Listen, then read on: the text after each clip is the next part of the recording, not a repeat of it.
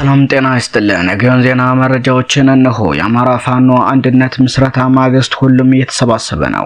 ጥር 14 2018 ዓ.ም አፋብን ምዕራብ አማራ ቀጠና ቴዎድሮስ ዕዝ የ105ኛ ኮር 66ኛ ክፍለ ጦር አንድነቱ በተበሰረ ማግስት በርካታ የአገዛዙ ሰራዊት አባላት እየፈራረሱ ወደ ፋኖ እየተቀላቀሉ እንደሚገኙ በተለያየ ጊዜ መዘገባችን ይታወቃል። በመተከል አውራጃ ዳንጉር ወረዳ በሻለቃ ሲሳይ ገነት ሲመሩ የነበሩ ከ60 በላይ ያገው ተወላጅ ወንድሞቻችን አባላትና መሪው ሻለቃ ሲሳይ ገነትን ጨምሮ በቀን 14/05/2018 ዓ.ም 2 ብሬንና ከ45 በላይ ክላሽንኮቭ መሳሪያ በመያዝ የአማራ ፋኖ ብሔራዊ ንቅናቄ ቴዎድሮስ ዕዝ 105ኛ ኮር 66ኛ ክፍለ ጦርን ተቀላቅለዋል። እነዚህ የፋኖ አርበኞችን አረመኔው ብልጽግና ስርዓት በተናጠል ሲያሳድዳቸው የነበሩና ታጥቀው ራሳቸውን ከአረመኔው መንግስት ጥቃት ሲከላከሉ የቆዩ መሆናቸውን ገልጸዋል። በመሆኑም የአማራና ያገው ማህበረሰብ በምንም አይነት ሁኔታ የማይለያዩና የማይነጣጠሉ የጆሮ ጌጥ ሆነው እያለ ጠላት ተናጣጥሎ ለመብላት የሚሰራውን ተንኮልና ሴራ ተረድተን አንድ ሆነን የአረመኔውን ዘረኛ የብልጽግና ስርዓት በአጭር ጊዜ ለማስወገድ ከመቼውም ጊዜ በላይ ጠንክረን በመተባበር እንሰራለንም ብለዋል። በተመሳሳይ ገብርዬ ክፍለ ጦርም አፋብንን ተቀላቅሏል። የአማራ ፋኖ ብሔራዊ ንቅናቄ አፋብን ጎንደር ጠቅላይ ግዛት ዕዝ 206ኛ ከፍ ያለው ደሴ ኮር ገብርዬ ክፍለ ጦር በጊዜያዊ አመራሮች በሰጠው የአደረጃጀት መግለጫ ከማይመስልህ ጋር አትጥመድ እንደሚባለው ከማይመስሉን ጋር ጎን ለጎን እየተጠራጠሩ ከመኖር መመንጠሩ የተሻለ በመሆኑ የብብት መዥገሮችን አራግፈን እንደ ንስር ታድሰን እንደ ዝሆን ገስፈን እንደ ነብር ተቆጥተን የምንነሳ የከፋለው ልጆች እንጂ የንዋይ ፍቅር አሳብዶን የከተማ ቦታም አሉን ርካሽ የብልጽግና ስልጣን ፈልገን ጫካ አልወጣንም። የአባቶቻችንና የወንድሞቻችን እርም የምንበላ ከዳተኞችም አይደለንም።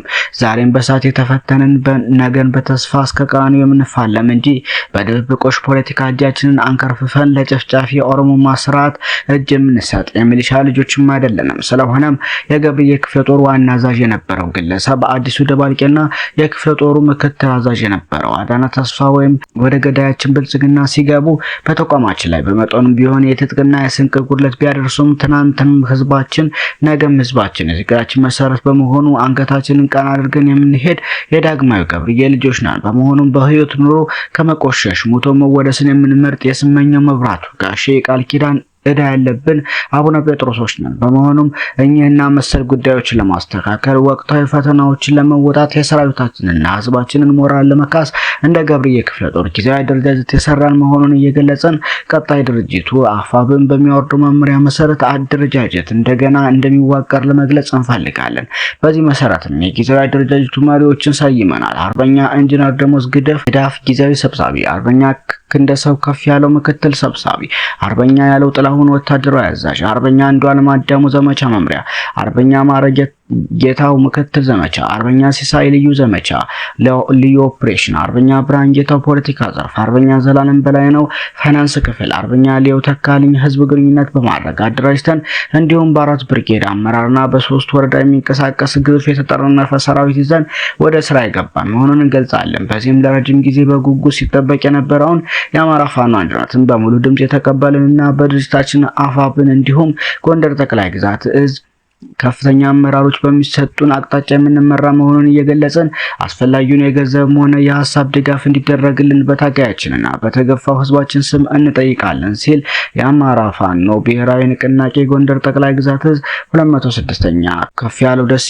ኮር ገብርዬ ክፍለ ጦር አርበኛ ኢንጂነር ደሞዝ ግዳፍ ጊዜያዊ ሰብሳቢው ገልጿል። ሌላው አርበኛ ማንቸው ተስባለው እንዲህ ይላል። የጠላት አየር ኃይል ድንፋታ በበረታበት በዚህ ሰዓት ንብረትነቱ የአረብ ኤምሬት የሆነ ሊንግሎንግ የተባለ ድሮን በሁመራና በሱዳን ድንበር ለስለላ እንደወጣ ተጠልፎ ሁመራ አካባቢ ወድቋል። የአየር ኃይል ሰዎች አሁን የወደቀው ድሮን ባለፈው አፋር ግንባር ቦሌ ላይ የወደቀውን ጨምሮ አራተኛ ሲሆን ሶስቱ በዚሁ የሱዳን ድንበር ነው የወደቁት። ይህንንም ተከትሎ ጥቃቱን የሱዳን ጦር በራሱ አቅም ያደረገው አይሆንም ሳውዲና ግብጽ ናቸው በሚል በውል እስኪጣራ በድብቅ የሚደረገው የድሮን ቅኝት ቆሟል። አየር ኃይል ሙሉ ትኩረቱን በኦሮሚያና አማራ ክልል ብቻ እንዲሆን ታዝዟል። መከረኛው ፋኖ ከግብጽ በተቀበለው መሳሪያ ድሮናችን ጠልፎ ጣለብንም እየተባለ ነው። ዛሬ በቀን 15/05/2018 ዓ.ም 60 ሚሊሻ አባላት 2 ብሬንና 45 ክላሽ በመያዝ 66ኛ ክፍለ ጦር ጦራችንን ተቀላቅለዋል። በነገራችን ላይ ሚሊሻን ከማንም በላይ እንደ ጠላት ብንመለከተው ሞቅ ያለ የጋራ ፉጨት ማታ ብናሰማ ጠዋት ፈርሶ ለሚጠብቀን ኃይል ጉልበት አናባክንም። የሚሊሻ ልጆች ግን ወላጅ አልባ መሆናቸው ኃላፊነት እንደሚሰማው ሰው ግድ ይሰጠናል። ከደርዘን በላይ የአረመኔው መከላከያ አባላት ለፋኖ ሰራዊት እጅ ሰጥተዋል። ይህ አሃዝ የያዘ የጠላት ኃይል መክዳት በቀጠናችን የሚከሰት የዕለት ከዕለት ሁነት ነው። ከተለያዩ ቀጠናት አፍሰው የሚመጡ የኢትዮጵያ እናት ልጆቻቸውን እያገኘን ስንሸይ ከርመናል። መሐመድ ተሰማ ላለቀው ሪፖርት ሲያደርግ ከአንድ እዝ ሰራዊት ብቻ በ6 ወር ውስጥ 23000 ሰራዊት የገባበት ጠፋኝ ያለው እነዚህን ጨምሮ እንጂ ዘንድሮ በመቃብር ብዛት የአዝመራ መሬታችንንም ማሳጥተውን ነበር።